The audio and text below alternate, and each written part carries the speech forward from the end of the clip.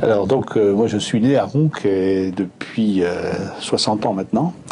Je suis issu d'une famille où mon papa était agent de maîtrise dans une boîte. Un papa qui nous a fait découvrir toutes les valeurs de la solidarité, qui était un militant chrétien d'abord, et qui nous a enseigné beaucoup de valeurs. Alors ces valeurs, on a essayé de les traduire dans ma vie. Alors, ma jeunesse était un petit peu difficile, même très difficile, puisqu'il n'y a aucune école où je n'ai pas été viré. Ça m'a orienté vers une maison de redressement aussi. J'ai subi des coups pendant 2 ans, bon, mais ça a forgé aussi le caractère et le sens du combat. Ensuite, c'est l'entrée dans le monde du travail, où là, on devient militant syndical, parce que là aussi, on voit de l'injustice et on ne peut pas accepter que ça se fasse comme ça. Donc, on mène le combat, même si on prend des risques personnels, puisqu'on a 23, 24 ans. Ensuite, on change de boulot parce qu'on veut prendre des responsabilités, justement, pour essayer de faire un management qui soit un petit peu différent de ce qu'on a connu dans la première entreprise, et puis montrer qu'on peut développer des hommes dans une équipe et pas simplement faire que de l'autorité.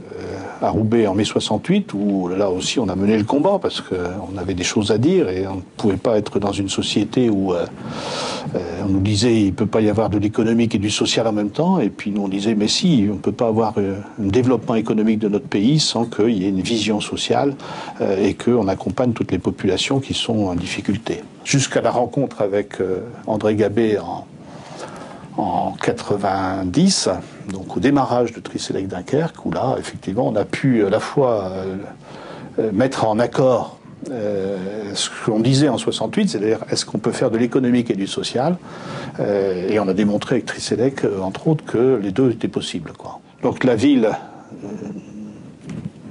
j'ai côtoyé beaucoup de gens, puisqu'on était dans 2 mondes. C'était une ville de 3000 habitants à l'époque. Un clan de droite, un clan de gauche, communiste, et une famille, la nôtre, qui était un peu à cheval sur les deux, parce qu'on avait une tolérance, et puis qu'on ne voyait pas pourquoi les gens de gauche seraient moins bien que les gens de droite, et inversement. Et qu'il y avait la ville, c'est vraiment une richesse, les deux. Bon. Moi, dans ma jeunesse, cette ville, on s'y sentait bien. Au fur et à mesure qu'on avance dans le temps et dans l'âge, je m'y sens encore bien, mais nettement moins bien qu'avant, parce que je vois bien ces dérives et cette tendance à faire évoluer la ville autrement. Et les gens ne se connaissent plus, c'est des quartiers, mais les gens ne se connaissent plus, alors qu'avant, moi, je connaissais, la quasi-totalité des Roncois se connaissaient. Il y avait même si c'était des fois conflictuel dans les propos, ils se connaissaient au moins. Parce que la tendance actuelle est plutôt d'aller dans le sens du poil, de brosser les gens dans le sens du poil. Ils veulent du standing, on leur donne du standing, et puis du coup, on n'a pas les problèmes de délinquance, de violence, etc., etc. Mais ça, c'est dangereux, parce que c'est reculer pour moins bien sauter, à mon sens, c'est qu'à un moment, à force d'exclure, les exclus vont finir par se révolter.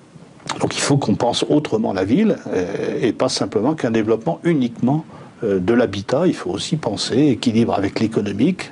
Et l'économique, c'est pas simplement que le tertiaire, parce que tout le monde ne pourra pas avoir un emploi tertiaire. Il faut aussi l'industrie. Quelle place on réserve à l'industrie, mais quelles contraintes on lui met pour que, environnementalement, elle n'ait pas d'impact négatif. Ça, il suffit de le penser. Et ça, c'est de la réflexion en amont. C'est pas attendre et pas de subir. C'est bien d'anticiper pour que on n'ait pas les conséquences écologiques d'implantation d'entreprises importantes, mais qui créent de l'emploi, et y compris de l'emploi peu qualifié ou moyennement qualifié, qui permettent au monde de mener sa vie et de gagner sa vie honnêtement, quoi. Pour éviter ces dérives-là, il faudrait plus de courage politique pour les gens qui sont élus. Alors je sais bien que c'est pas facile, parce qu'il y a toujours les élections derrière, et donc on a toujours peur de ne pas être réélu éventuellement. Mais le vrai courage et la vraie citoyenneté, c'est de penser global et c'est de penser avenir. C'est pas penser simplement à son avenir personnel. C'est l'intérêt collectif et l'avenir collectif des villes qui doit être pensé. Alors un centre d'interprétation de la ville au niveau régional, je pense que c'est une bonne idée si c'est un outil de vulgarisation de ces réflexions, mais aussi qui va montrer les bonnes pratiques, parce qu'il y a quand même, on ne va pas jeter la pierre chez les politiques, il y en a aussi qui ont du courage politique, et ça, je pense et qui vont au-delà de leurs habitants. Des fois, on va un petit peu à contre-courant, et c'est des fois parce qu'on va à contre-courant qu'on fait évoluer les choses. Encore que ça, il faut puisse être révélé et vulgarisé au plus grand nombre. Sur l'accessibilité de ces outils-là, on sait aussi qu'on a toute une population qui a de la difficulté avec l'écrit, avec la lecture et avec le haut de gamme, on va dire.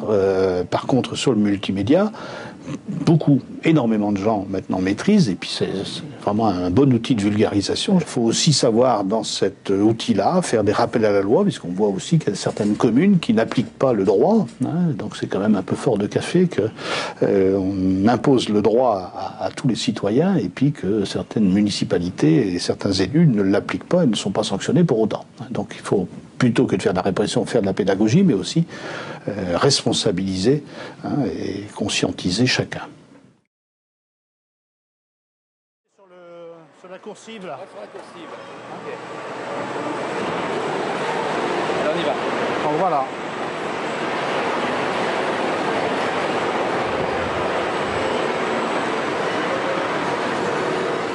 Alors bon, on est dans le centre de tri provisoire de Tri-Sélect, puisqu'on a brûlé en octobre, et puis il a fallu reconstruire, mais des ateliers provisoires, mais on a soigné la qualité parce que je souhaite que le personnel puisse être vraiment dans les meilleures conditions pour pouvoir trier le plus possible et le mieux possible. C'est un métier pas facile, hein, qu'ils font, et donc on essaie de mettre un environnement de travail le plus favorable possible, puisque le produit de base, il est quand même pas toujours très noble.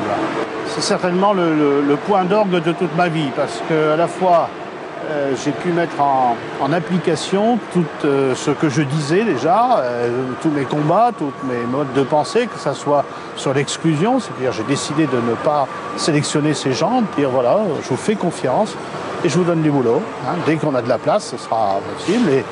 Et donc on accueille ici tout ce que les autres ne veulent pas, ce qui est quand même dommage, puisque nous, on est économiquement très très bon. On a des résultats économiques qui sont bons. Donc on est en train de démontrer tout doucement, depuis quand même maintenant 1994, que l'économique et le social, c'est tout à fait jouable en même temps, contrairement à ce qu'on nous disait dans le passé. Ça permet aussi pour moi d'appliquer des valeurs de solidarité, puisque quand il n'y a pas d'exclusion et donc on en lutte, c'est effectivement la solidarité. C'est aussi de travailler sur la tolérance, puisqu'on a 15 à 20 nationalités différentes. Et puis c'est aussi d'autres combats, c'est toujours l'exclusion par rapport à la lecture et l'écriture. C'est de permettre à des gens qui le souhaitent d'apprendre à lire et écrire et de s'ouvrir à la culture française, mais aussi à la culture de façon plus générale.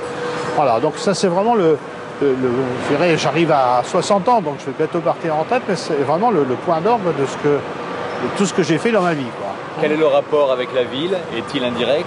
Direct? Alors, il est direct parce que tous ces gens qui sont ici maintenant, qu'ils ont un salaire, peuvent avoir un logement. Et ça, c'est important parce que pour avoir un logement, il faut avoir de l'argent. Enfin, et tout est lié. C'est aussi des gens qui ont des difficultés de logement parce que forcément, comme les salaires n'étaient pas, enfin, quand ils étaient au chômage, ils n'avaient pas de revenus suffisants. Maintenant, certains peuvent acheter des maisons, etc., financer. On a tout un système d'accompagnement en interne avec le 1% logement, donc ça facilite aussi les choses. Voilà. Donc au moins ces gens ont un boulot, gagnent leur vie, vivent dans leur ville de façon tout à fait simple et ne coûtent plus rien aux contribuables. La convention collective nous impose des salaires et nous on est à 11% plus élevés en moyenne. Donc ça veut dire qu'on paye bien aussi, et donc il y a un juste retour aux salariés. Et donc s'il y a un juste retour, il y a une implication des salariés dans le fonctionnement. C'est exactement ce qu'on disait en mai 68 et avant, hein, dans les combats, il faut qu'il y ait de la place pour l'homme dans l'entreprise, et l'entreprise, elle ne peut pas fonctionner sans l'homme. Actuellement, on est dans un système où il n'y a plus que la rentabilité économique qui compte, mais on est dans l'exclusion aussi de toute une population, on voit bien. Hein. Et ça, c'est dangereux en termes d'équilibre dans les entreprises, mais aussi d'équilibre dans les villes. Hein.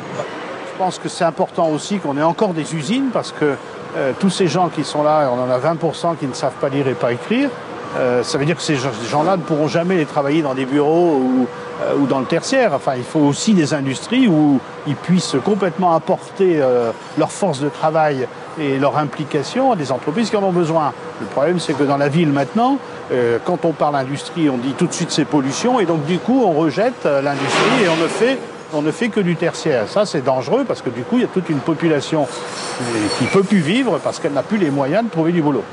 Alors cette usine est en périphérie de la ville. Est-ce que c'est idéal? On n'imagine pas un centre de tri dans un centre-ville, mais on est quand même tout près ici du centre-ville d'Halluin.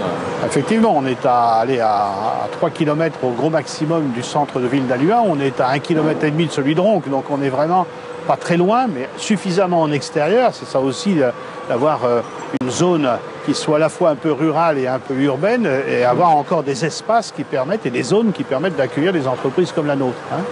C'est vrai qu'au départ, quand on a dit on va implanter un centre de tri, il y a eu un petit peu de levée de bouclier à Luin, mais c'est aussi pour ça qu'on s'est impliqué dans cette ville en accueillant au départ tous les gens qui étaient accompagnés par le service social de la ville, en disant nous on peut offrir une perspective à ces gens en leur donnant du boulot, c'est clair.